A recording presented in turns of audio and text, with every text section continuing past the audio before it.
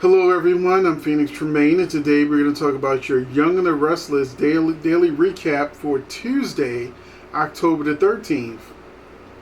We have Abby having a dream that she has triplets, and she can't handle it. So later in the episode, she meets with her mother and tells her that she had a dream that couldn't possibly come true. Having kids couldn't be that bad, and that she realizes that she's ready to have children with Chance. So Ashley looks surprised, but they don't really have a deep conversation about it.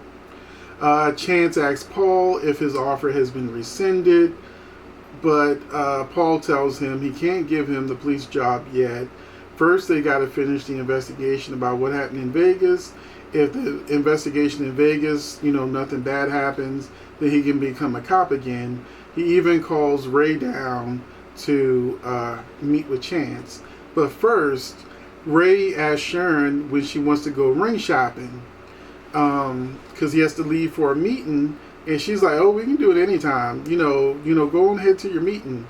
So he tells her how excited he is to spend the rest of his life with her and how much he loves her. But as soon as he leaves, she has that strange look like she made a mistake and she don't want to get married. Amanda comes to the clinic, and she's looking for Nate because Nate's been ducking her since he got some Elena. And Elena is looking guilty, as she's been very, very good at doing these last week of episodes. But Amanda tries to ask her, why is Nate pulling away? Elena tries to give her a couple excuses, but Amanda's like, no, that can't be it. That can't be it. So Elena can't give her any clear answers, so Amanda leaves. But she does tell Amanda that Jared overdosed and that they've been slammed at the clinic, except the only patient we've ever seen at the clinic is Jared. But they've been slammed at the clinic. And maybe that's what's wrong with him. Devon calls Nate over to ask if he knows what's going on with Elena. And, and Nate does something. We're going to talk about that later. Because I want to go in order. I'm going to skip nothing. Sharon tells Mariah and Faith that she's going to marry Ray. Faith is very disappointed because she said, I thought you were going to tell us some news about your cancer being gone. The only one who seems to remember Sharon has cancer is Faith. She's the only one upset. She's the only one worrying about it. Ray's worrying about getting married. He ain't talked about no test results. I'm about to say Mark.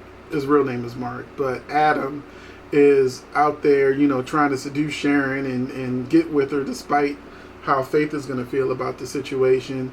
Sharon is probably sitting over here still thinking about Adam. Meanwhile, Mariah's like, where's the ring? And Sharon's like, well, we're going to go ring shop. And then Mariah's like, well, how was the proposal? And Sharon's like, and then Mariah's like, Ray seems the type of person that would have really thought this out. And Sharon's like, well, we love each other. So Sharon does not want to get married, nor does she care about her cancer or her results. The only one that cares about Sharon's cancer is Faith. So we got where we at? Mariah, Paul tells Chance that the investigation, okay, we already talked about that, but Paul brings Ray into the meeting and tells him to teach Chance the lay of the land as a cop. He may not be a cop yet, but he wants Ray to tell him all about Genoa City, like he don't already know, and how things work being a cop in Genoa City. And Paul leaves. Now, Paul on his social media said that he had a scene on Young and the Restless, but fans not to get excited. It was a quick one day and he was gone. Now we see it wasn't even a whole episode. It was like 2 scenes. So at least he got paid. So Ray's like, I figured out you're the cop that was in, the FBI agent that was in Vegas with Adam. But he said, I'm going to overlook that, and, I'm going to tell you about, I'm not going to hold any hard feelings about that, and show you around of what you're going to do when you're a police officer, because they're not even waiting for the investigation to finish. Paul, I guess, just wants him to, like, just get right into it. As soon as they say you're clear, you're hired. Which none of that makes sense if you really think about it. So we have Nate insinuate. This was the fun part of the episode. Nate insinuates that there is something going on between Devon and Amanda, and Nate does something that nobody's going to see coming. He's like, why don't you just leave Amanda, why don't you just leave Elena, because we know you want Amanda. And Devon is like, I realize they're two different people, and that she's a lot different than Hillary, and I love Elena. He had to say it like 3 times, because Nate's like, but you and Amanda spend so much time together, and Devon is like, well, you're the one who said we should spend time together, but I love Elena.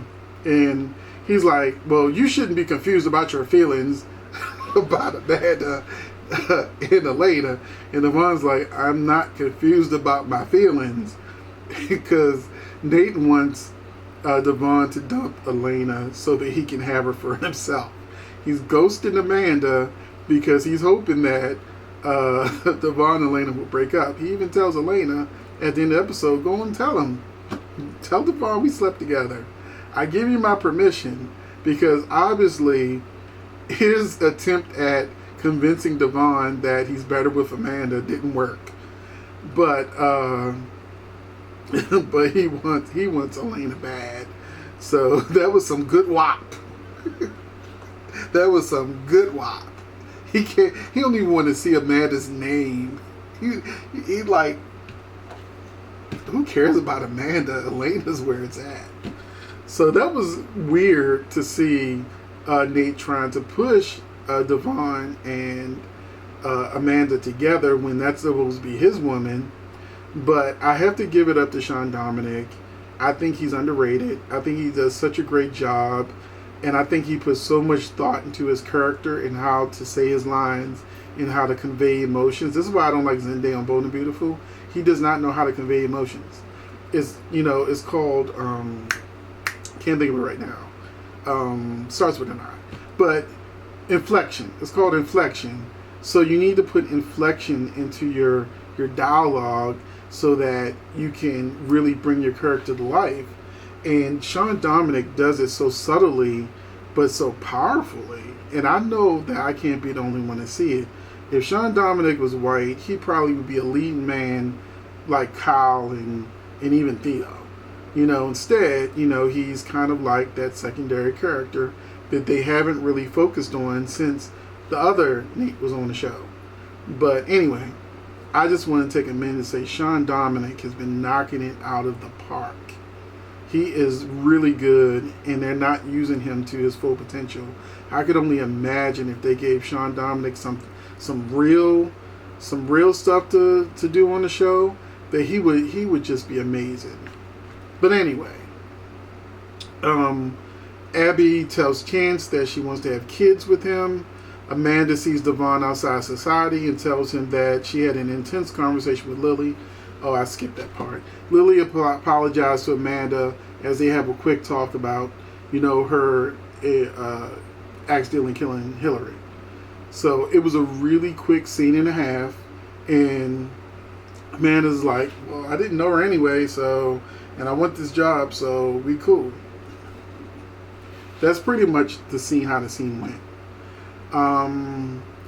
Elena at the clinic tells Nate that one of them should leave because she can't handle working with him all the time, knowing they've got this secret now. But by the end of the episode, she changes her mind and said, it'll be more suspicious for you to leave the clinic, and since everyone knows how much you love the clinic, that's more suspicious than you staying, and I'll just try to figure out how to deal with this guilty feelings that I have, so we'll just leave things the way they are. So that was the episode. I really enjoyed, obviously, Nate's scenes. I felt like Amanda and Amanda and Lily scenes were worthless. That maybe the actresses don't get along in real life. That's why they just give them a quick scene. or even when they're in the same building, they're not in scenes together. Even when they're both talking to Billy, one leaves so the other can talk to Billy, and then vice versa. So I've been noticing that they really don't. Maybe they don't like each other in real life. That's the only thing I can think of. Or they just don't care about the characters. Is one or the other of why they won't give Hillary. I keep saying Hillary, Amanda and Lily a real scene together. But anyway, that's the episode. Hopefully you enjoyed it. Let me know in the comments section what you think, and I will see you in the next video.